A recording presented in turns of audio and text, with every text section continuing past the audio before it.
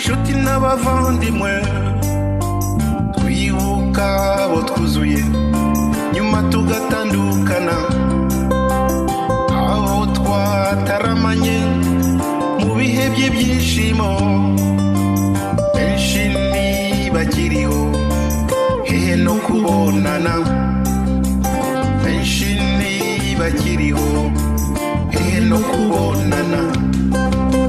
Ndagusabye tubibuke abo twareranywe twiganye batashye igihe kitageze iwabo wa twese. Mesdames et messieurs, bonsoir. Bienvenue à la Voix des Grands Lacs. C'est un grand plaisir pour moi d'avoir invité l'abbé Apollinaire Ntamabyariro qui vient de publier un livre intitulé « L'hymne à la vie ». C'est un témoignage et aussi un exercice d'autolibération psycho-spirituelle.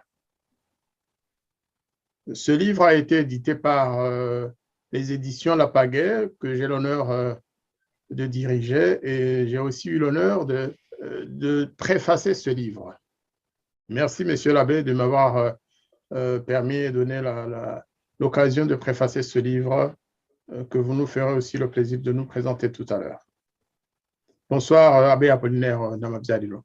Bonsoir, bonsoir, monsieur Jean-Marie Vianney Ndagijimana. C'est un plaisir pour moi aussi d'être avec vous pour parler de ce livre que vous avez préfacé, L'hymne à la vie.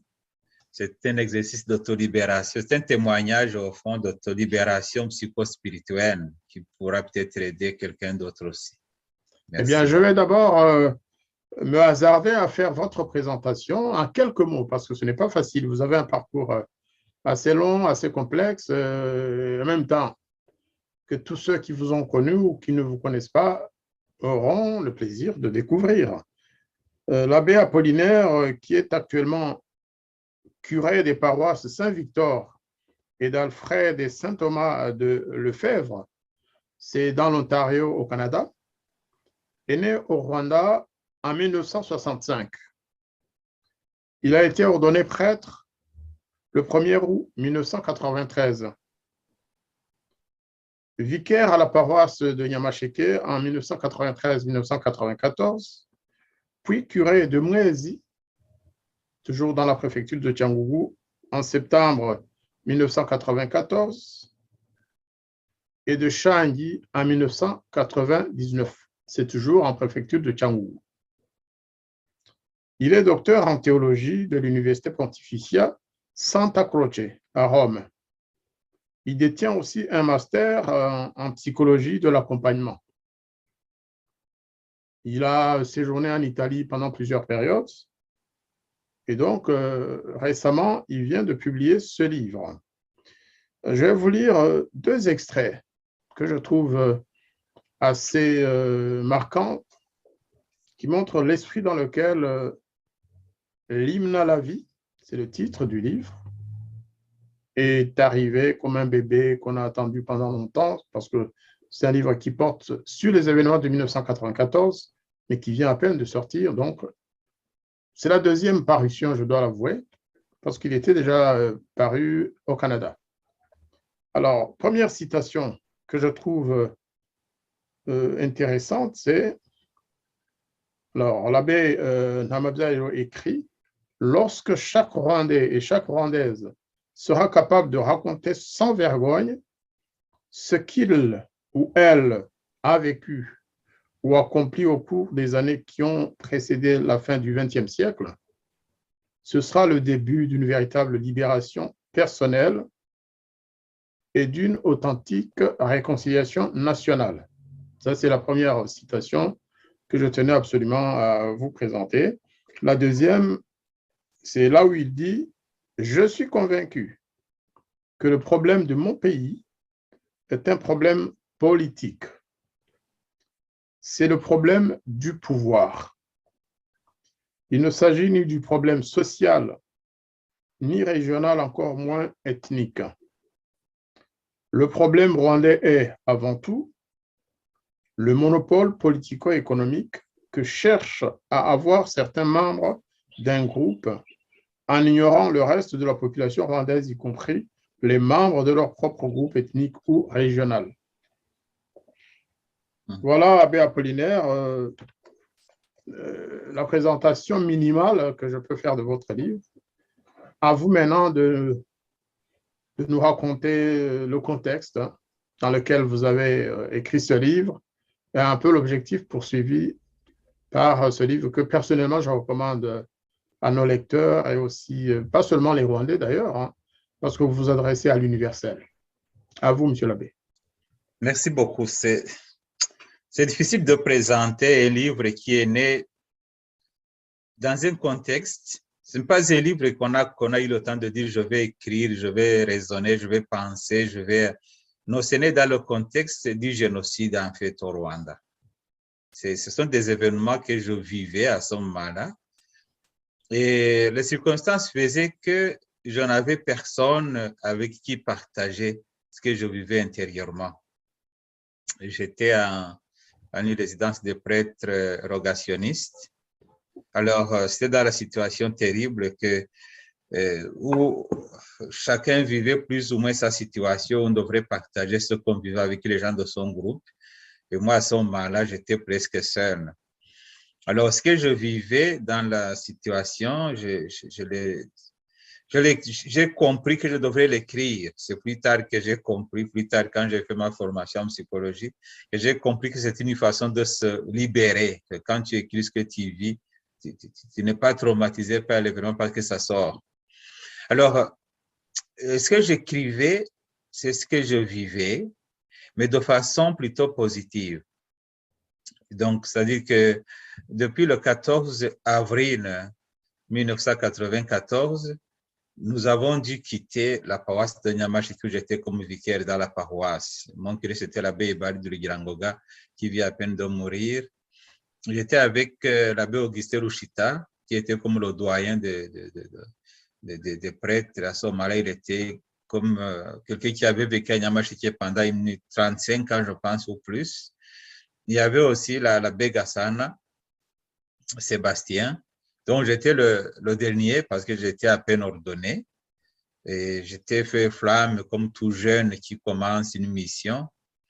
Et voilà que, évidemment, c'était pendant la situation de la guerre qui avait commencé en 1990. Et voilà qu'en avril, arrive l'innommable attentat contre l'avion du président Habyarimana, et ce qui a déclenché le génocide contre les Tutsis. Et depuis ce moment-là, il y a eu beaucoup de réfugiés dans l'enclos de la paroisse. Alors, quand nous avons quitté la paroisse le 14 avril, il n'y avait pas encore eu beaucoup de massacres dans l'enclos de la paroisse. Mais une fois rendu à Kyangugu, là où on était, justement, c'est à ce moment-là que tous ceux qui avaient cherché refuge à la paroisse, dans l'enclos de la paroisse, ont été massacrés. Mais là, justement, les nouvelles, ce n'étaient pas des nouvelles, c'était seulement des mauvaises nouvelles, des morts ici et là. Et les prêtres qui étaient avec moi, la plupart, les familles étaient exterminées ou en fuite ou cachées, mais tout de même menacées. Alors, c'est ce que je vivais, que j'ai écrit dans ce livre. J'écrivais sur des notes, des feuilles volantes, comme on dit, mais je les conservais. À un certain moment, vous savez, quand on se déplace, je voulais les déchirer, mais c'est comme si le Saint-Esprit me disait, ne déchire pas ça, ça pourra servir aux autres. Mais quand j'ai essayé de relire les notes à ce moment-là, je revivais comme les événements. Là, après ma formation, j'ai relu les notes et puis en les lisant, j'ai revivé l'événement, je pleurais. C'était comme une libération personnelle. Alors, c'est à ce moment-là que je me suis dit, peut-être ça pourrait aider quelqu'un d'autre. J'en ai parlé avec une religieuse qui faisait la psychologie pure, donc la psychologie et puis elle me disait, ça serait important de publier ça. Et puis ça peut peut-être libérer les Rwandais, mais d'autres personnes peuvent lire ça et puis se sentir vraiment libérés. Alors, quand je relisais les notes, je voyais qu'il y avait des choses que je devrais peut-être enlever ou supprimer. Mais ce qui m'enseignait me disait qu'il faut publier les émotions, c'est qu'elles sont sorties à ce moment-là, qu'il ne faut rien changer. Alors, parfois, tu sais, quand tu composes des choses comme ça, tu écris tes émotions personnelles, les sentiments, tout ce que tu vis, de positif ou de négatif. Mais là, on m'a dit, il faut tout publier. C'est pour ça que quand vous lisez ce livre, en fait, vous revivez comme mes émotions à ce moment-là, vous revivez mes sentiments, et mes sentiments d'amour, d'affection, de découragement, de déception, et tout ça, ça passe à travers ces notes. Alors, c'est ça, en fait, le gros de ce livre. Et puis, par après, justement, quand j'ai dû le publier pour la première fois, il était nécessaire de placer le livre de préciser certains détails. Par exemple, si je parlais de Nyarushishi, il faut que j'écrive dans les paras qu'est-ce que c'est Nyarushishi. Si j'écris Nyamasheke, il faut que je précise. Si j'écris Hutu Tutsi, c'est ça. Mais au fond, le contenu reste le même, sauf qu'il y a plus de précision spécialement pour les étrangers ou ceux qui ne connaissent pas le pays de Kiangoubou, spécialement Nyamasheke, Nyarushishi et autres coins. Alors, c'est ça. Donc, c'est un livre facile à lire, surtout parce que ça parle de moi. Et puis, je pense que les gens apprennent à me connaître beaucoup plus, mais ils ne font pas qu'il reste il y a 28 ans. Il faudrait qu'ils sachent qu'entre-temps, j'ai beaucoup évolué. Mais ce que je vais dire pour finir, c'est qu'en relisant ces notes, ça m'a libéré moi-même. Donc, ça m'a libéré moi-même parce que c'est une façon de vivre les situations pas en se laissant détruire par ce qu'on vit, mais en essayant de dire non, il y a une force qui est en moi, il y a une force qui est dans le monde, mais je l'écris aussi comme quelqu'un de foi. Donc, c'est un livre composé par un jeune prêtre qui avait encore tout ce dynamisme de vouloir changer le monde, peut-être par force ou par une spiritualité. Alors, quand vous le lisez, vous comprenez que c'est pas quelqu'un qui est découragé comme tel, mais c'est quelqu'un qui croit dans la puissance de Dieu et qui continue à croire aussi dans la force humaine. Et c'est ça le titre, en fait. Le titre est l'hymne à la vie. Moi, je ne l'ai pas choisi. Moi, j'avais choisi un autre titre. Ça s'appelle au départ la lettre à l'anthropophile, c'est-à-dire la lettre à l'ami de l'homme. Mais je l'ai passé à un ami à moi, un autre prêtre, l'abbé Fortunatus, et quand il a lu, il m'a dit, écoute, moi je rappelais l'hymne à la vie. Et c'est comme ça que je lui ai donné ce titre, l'hymne à la vie, parce qu'il me dit, au fond, tu n'écris pas le génocide comme tel. Tu écris comment est-ce qu'on peut vivre, même après le génocide, même après avoir passé tant de choses, comment est-ce qu'on peut vivre cela? Alors, il dit, je préfère l'appeler l'hymne à la vie, parce que tu écris la vie, tu n'écris pas la mort.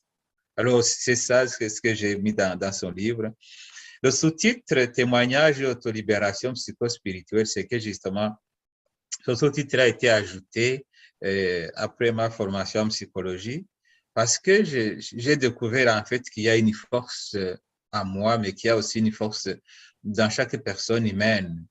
Ils ne font pas se laisser détruire par les événements, peu importe ce qu'on traverse, pas se laisser se détruire par l'histoire, parce que on ne doit pas être l'esclave de son passé.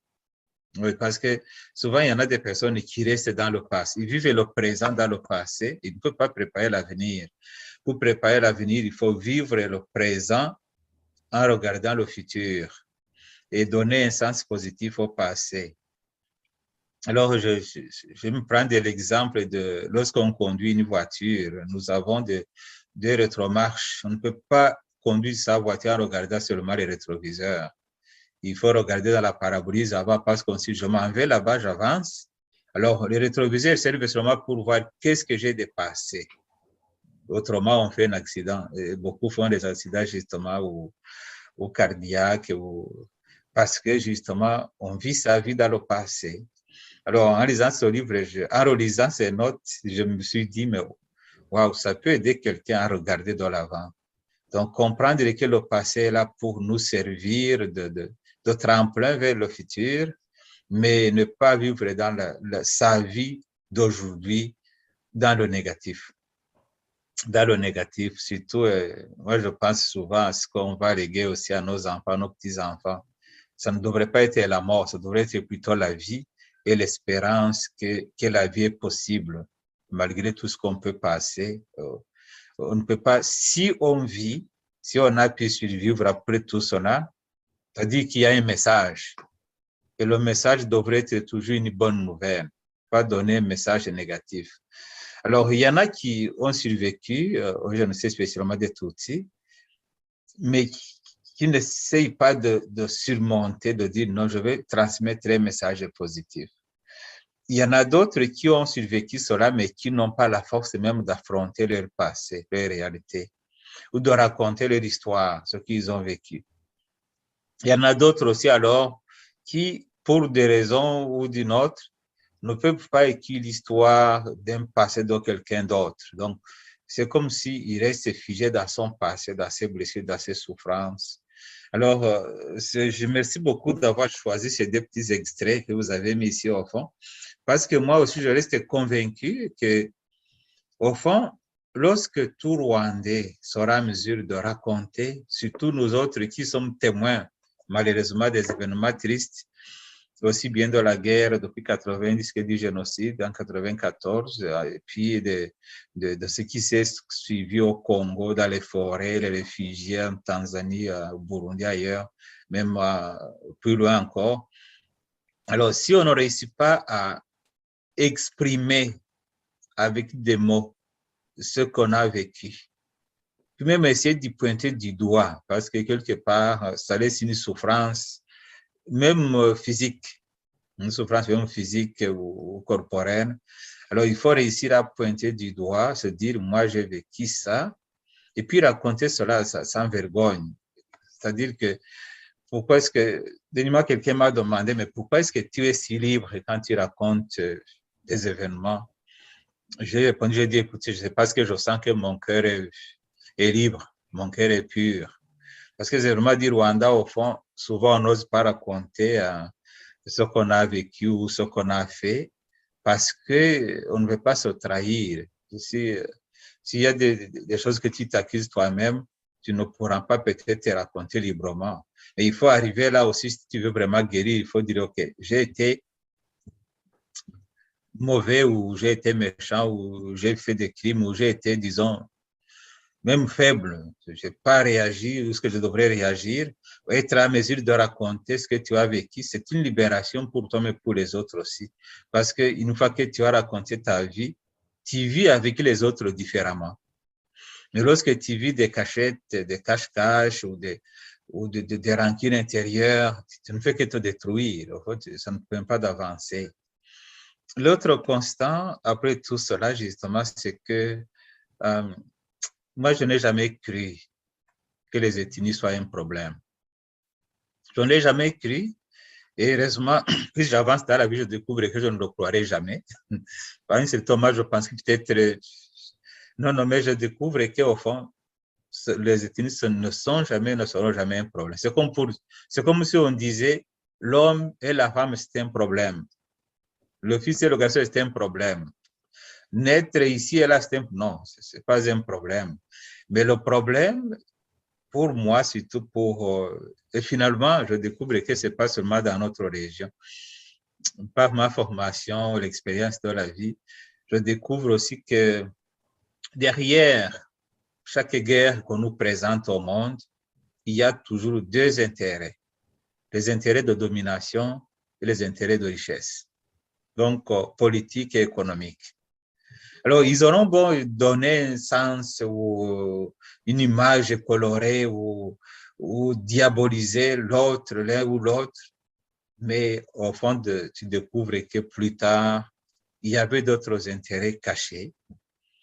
Alors, on détruit des vies humaines, et puis il y en a vraiment qui sont naïvement qui vont pour dire, oui, c'est vrai, il y a une libération, il faut être libéré, il faut être libre, il faut ça, il faut apporter la paix, tout ça. Mais plus tard, tu dis non, ce n'était pas correct. Au fond, la paix ne sera jamais le produit de la guerre. Non. Parce que la guerre détruit beaucoup plus que le statu quo, si on peut dire ainsi. Lorsqu'on entre dans la guerre, souvent nous allons compter des morts. Par ce livre, c'est ce que j'exprime en fait. Nous comptons des morts physiques. Mais ces morts physiques, ils sont morts. C'est-à-dire, on les a tués ou ils sont morts d'une autre manière, mais ils sont morts. On peut les pleurer leur mort, mais il y a beaucoup de morts qui s'ignorent. Dans ce livre, je montre comment les criminels, toute personne qui tue une autre personne, moi je dis que cette personne-là est morte avant la personne qu'elle a tuée. Parce que déjà même tuer une poule, c'est difficile pour certains comme pour moi. Imaginez-vous aller tuer une autre personne, c'est-à-dire qu'au fond, tu es mort avant la personne que à qui tu enlèves la vie. Alors, c'est-à-dire qu'il y a donc ces morts qui tuent les autres et qui se cachent parmi nous, qui sont partout. Là, on se dit comment est-ce qu'on peut guérir ces gens? Parce qu'ils ont choisi le métier de tuer, parce qu'il y en a qui continuent à faire la même chose. Alors, il y a des morts qui ont subi des massacres, justement, et qui ont survécu. Alors là, ils ont des difficultés, ils se combattent pour accepter leur passé. Alors, ils se battent pour pouvoir pardonner ou vivre le présent, préparer l'avenir. Il y a une dame qui est rescapée du génocide de Tutsi. Alors, elle me disait que, parce qu'ils étaient 9 dans leur famille, elle était l'aînée de la famille, ils étaient 9 dans leur famille, et puis, ils ont tué le papa, la maman et les 8 autres enfants. Elle est restée seule. Puis elle me disait que après, elle croyait que c'est elle qui a été tuée. C'est pas possible que ma famille puisse disparaître comme ça. Peut-être c'est moi qui est morte. Je suis dans l'autre monde, mais je ne le sais pas. Parce que j'ai difficulté à croire que je peux rester seule comme ça d'une famille, disons, de 7 frères et sœurs. Alors, c'est pour dire que combien est-ce qu'on peut vivre pour longtemps avec un tel traumatisme pour pouvoir vivre la liberté et la libération. Alors, pour moi, tout ça sont des personnes qui vivent une certaine mort. Évidemment, il y a d'autres qui ne peuvent pas raconter non plus leur tristesse, leur souffrance, leur deuil. Ils vivent avec cette mort-là. Donc, alors, comment est-ce qu'on peut, si on ne réussit pas à parler, à dire ouvertement ce qu'on a vécu, ou si on résume tout ce qu'on a vécu sur le fait des ethnies, c'est vraiment un raccourci pas acceptable. C'est un raccourci pas acceptable. Il faudrait alors trouver justement des solutions ailleurs. Et les solutions, ça serait, pour moi comme prêtre, ça serait d'abord d'oser aimer et oser vivre la vérité. Et cette vérité qui souvent s'oppose aux politicailles. Donc, il faut oser vivre la vérité pour pouvoir créer une véritable réconciliation. Évidemment, le mot le plus important, c'est la miséricorde. Donc, vivre dans le cœur de l'autre, c'est très profond. La miséricorde, c'est vivre la souffrance de l'autre dans ton cœur. C'est de dire, mais j'ai souffert, je souffre, oui, mais l'autre aussi, quand il m'a raconté son histoire, je comprends qu'elle a souffert aussi, donc il faut que je l'écoute. Donc, l'écoute, c'est ça la compassion. Et ça nous manque souvent. Après, beaucoup d'années après le génocide, on découvre que cet esprit de compassion manque. Parfois, le danger, c'est de créer comme des associations de blessés. Donc, on partage les blessures, on ne partage jamais la résurrection. Alors, dans ce livre, l'autolibération, au fond, c'est dire, on peut vivre différemment les souffrances, les deuils, les échecs, parce que nous croyons que dans la personne humaine, il y a une force positive. Et surtout se dire, si je respire, c'est-à-dire qu'il y a une mission. Alors, à travers ce livre, j'allais dire que je me sens comme quelqu'un qui a accompli la mission de transmettre la vie plutôt que la mort.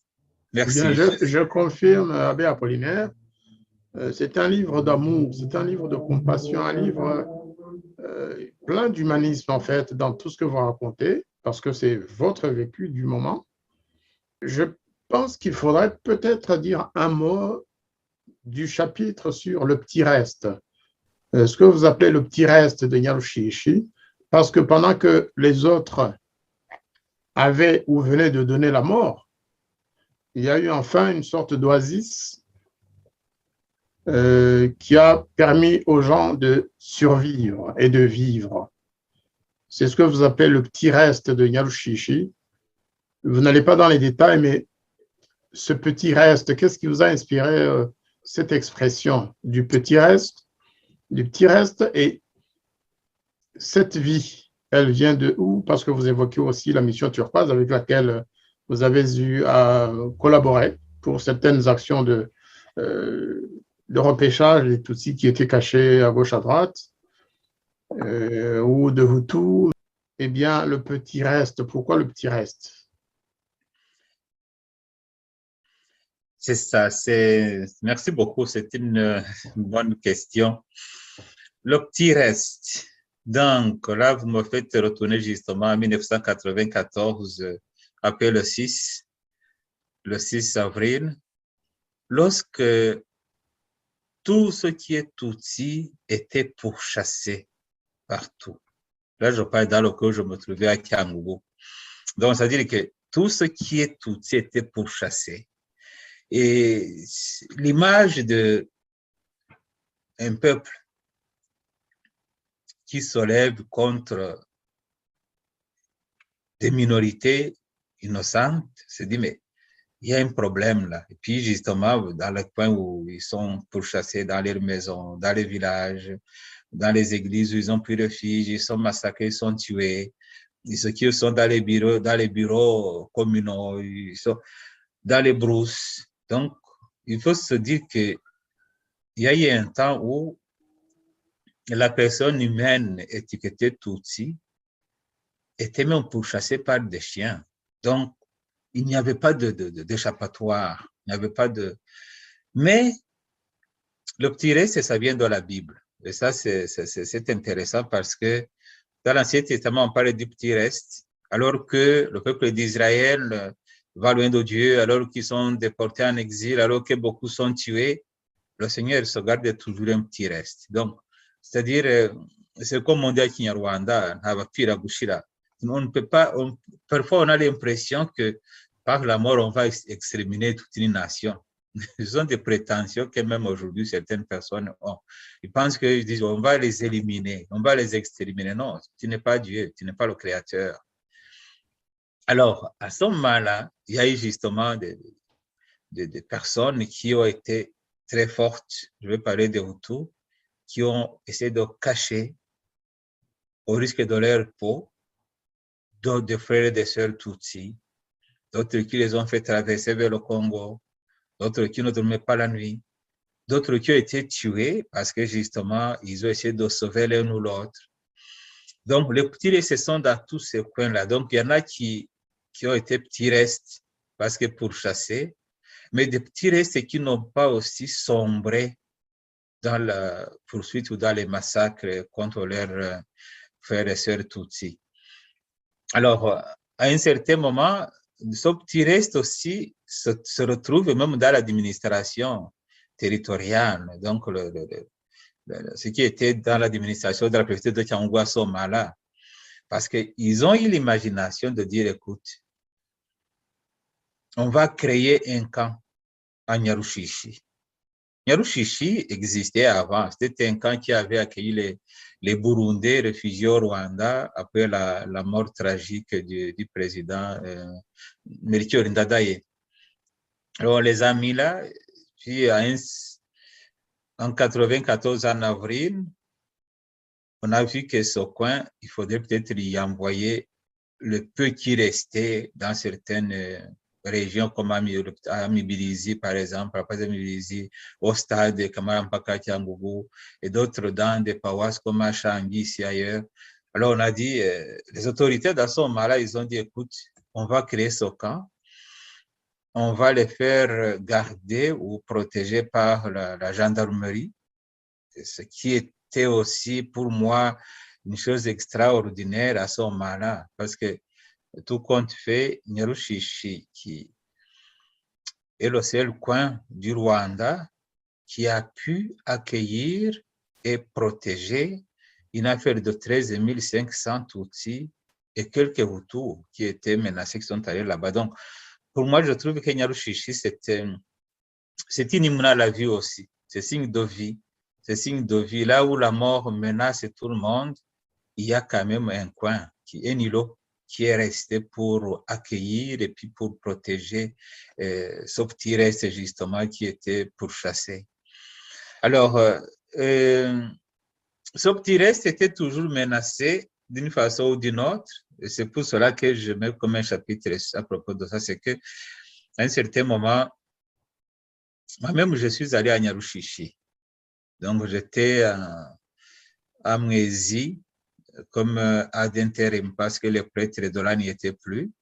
Je suis allé à Mwezi et puis de là, je suis allé à Nyarushishi parce qu'il y avait des familles que je croyais qu'ils étaient là, familles que je connaissais bien. Donc, quand je suis allé, c'était avant l'arrivée des Français, des militaires français de l'opération turquoise. Alors là, je voyais comment c'était le climat. Tout le monde avait peur, tout le monde était mal habillé, personne n'osait parler français parce qu'il se disait peut-être si ces gendarmes voient que nous sommes tous des incultes, ne vont pas laisser les miliciens venir nous tuer. Alors là, c'était vraiment triste. Et puis la question qu'ils m'ont posée quand je suis entré là-dedans, c'était de dire, mais qu'est-ce qui se passe? Est-ce qu'ils vont nous laisser vivre? Je n'ai pas de réponse. Parce que la mort était partout. Et moi, pour y aller, j'ai dû prendre 2 personnes de la région pour m'accompagner. Je n'étais pas connu dans la région d'Omwezi. Alors, mais quelques semaines après, justement, quand les militaires français sont arrivés, tout avait changé. Je suis retourné plusieurs fois pour voir les personnes que je connaissais et puis d'autres aussi, mais la situation avait complètement changé. Ils étaient bien propres, bien habillés, et puis ils se sentaient vraiment comme vivre. Alors, Nyarushishi, c'était comme la base des militaires français qui circulaient dans la région. C'est vrai que l'état-major était à Kamembe, mais Nyarushishi, c'est là où ils partaient pour aller prendre des personnes qui étaient cachées ici et là. Alors, c'est dans ce contexte que j'ai eu affaire avec eux, parce que comme prêtre, j'étais à Mwezi.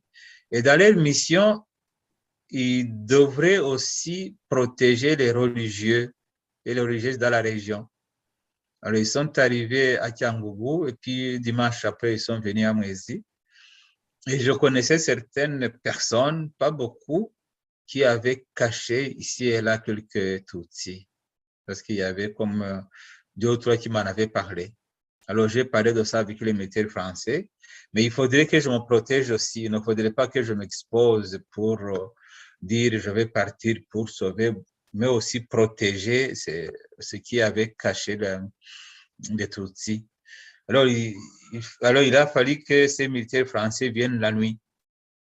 Moi, je parlais avec des personnes qui avaient caché certains rescapés, et puis ils arrivaient vers 10h, 11h de la nuit. Et parfois, on partait ensemble. Je vois, par exemple, quand on est allé à Nyakabuye pour prendre quelques personnes des familles, c'est que moi, je communiquais avec une des personnes et puis je disais, écoutez, pour ta survie ou pour ta protection, et quand nous allons descendre avec des véhicules et des militaires français, il faudra que tu fasses sortir les gens parce que autrement, les gens vont savoir où ils étaient. Les Interahamwe peuvent venir te tuer après. Alors, moi-même, je ne voulais pas que les gens sachent que j'étais dans cette opération-là. Alors, c'est comme cela qu'on a fait beaucoup de raids, comme on dit, ensemble. On est allés ensemble. Et puis, il restait aussi à la paroisse. Il y avait un aumônier militaire, le père Richard Kalka, qui était avec eux et qui venait rester parfois à la paroisse. Alors là, on échangeait. Donc, on parlait de comment est-ce qu'on peut aider des personnes. À la fin, nous-mêmes, ils nous ont sauvés. Parce que nous, on était restés à Mwezi jusqu'au 18-19 juillet. J'étais avec des religieuses de l'Assomption. Alors là, les miliciens qui voulaient fuir, ils ont dit, on va d'abord raser derrière nous toutes les personnes qui ne nous ont pas aidés. Et ces personnes-là, c'était des Hutus essentiellement, des partis d'opposition. Et puis, le Seigneur m'a utilisé de sorte que j'ai une liste. J'ai aussi une liste Malheureusement, la copie s'est perdue, je ne l'ai pas conservée, mais j'ai reçu la liste de ceux qui avaient les armes et des personnes qui devraient être tuées. Et le 19 juillet, je suis allé à Nyarushishi pour chercher les militaires français pour qu'ils puissent au moins protéger non seulement les religieuses qui étaient essentiellement des Tutsis, mais aussi toutes ces familles autour de la région d'Omwezi qui étaient comme menacées. Alors, les militaires français sont venus, ils ont désarmé les miliciens parce que je les ai donné la liste. Ils ont désarmé les miliciens qui étaient ensemble chez un certain Sinzawakuira qui était à Somara bourgmestre. Alors, ils les ont désarmés, puis ils les ont averti que s'il y a une chose ou une personne qui meurt, qui vont être tués aussi. Nous avons votre liste. S'il y a quelque chose qui se passe, vous allez voir la suite. Alors, ils ont préféré fuir sans verser de sang.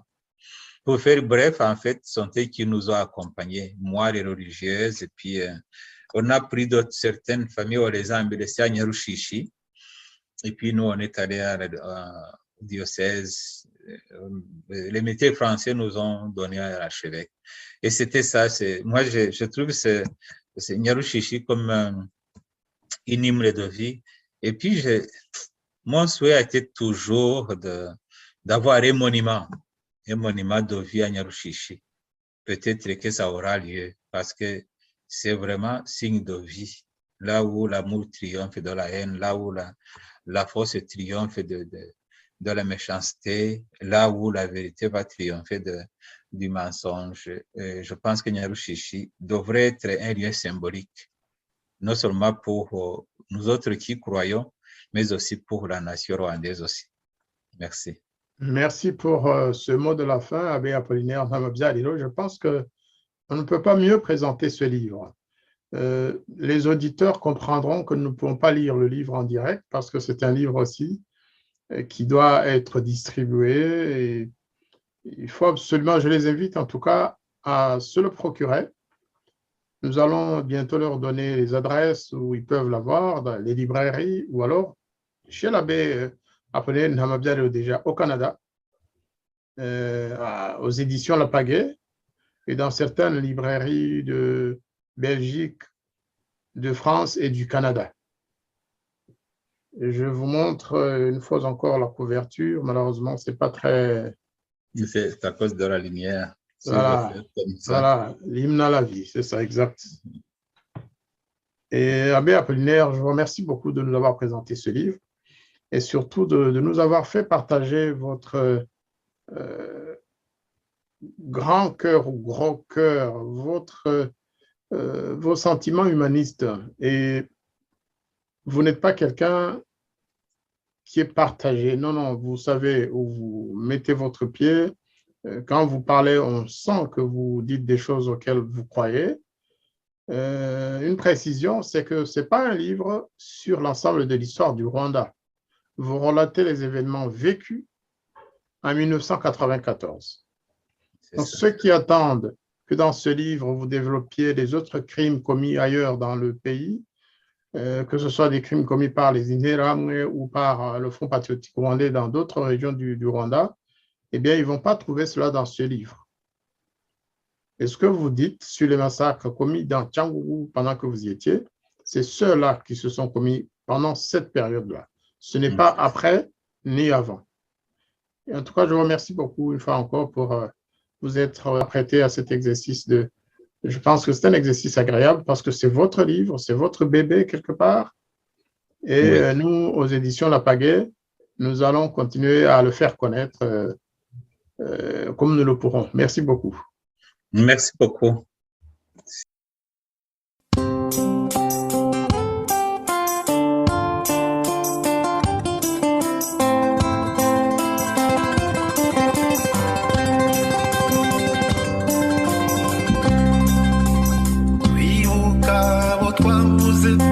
inshuti n'abavandimwe twibuka abo twuzuye nyuma tugatandukana aho